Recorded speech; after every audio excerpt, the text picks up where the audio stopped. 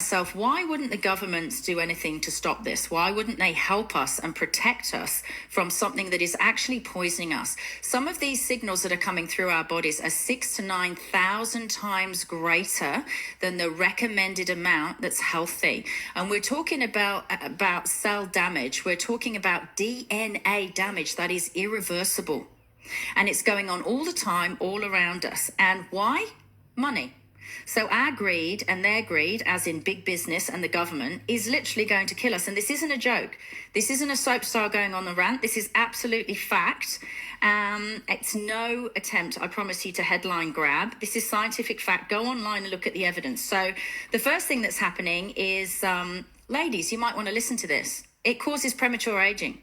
So you're running around with your cell phones, loving life, doing selfies. This 5G technology, which by the way is not related to 4G technology, it's a totally different animal. Looks the same, like a progression, but it's not. It prematurely ages you. It's also damaging male sperm count, which is why male sperm count is dropping. And it's not just dropping. The sperm are getting confused. They're going round and round and round. They don't know where they're going. They don't know how to recognize an egg. And people are dying. There's a US Senator, John McCain, who was a Vietnam War hero. And he died of a brain tumor that was classified as a cell phone tumor. And when you look at pictures of him in the later weeks of his life, you can see the scar on the side of his head that looks exactly where his cell phone was held next to his ear.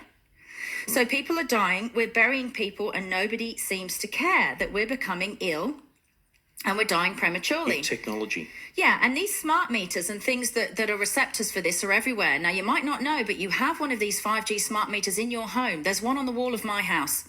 And it's to monitor how much electricity you use and send the signals back to the company. These 5G technologies are in smartphones, smart fridges, smart coffee machines. Why?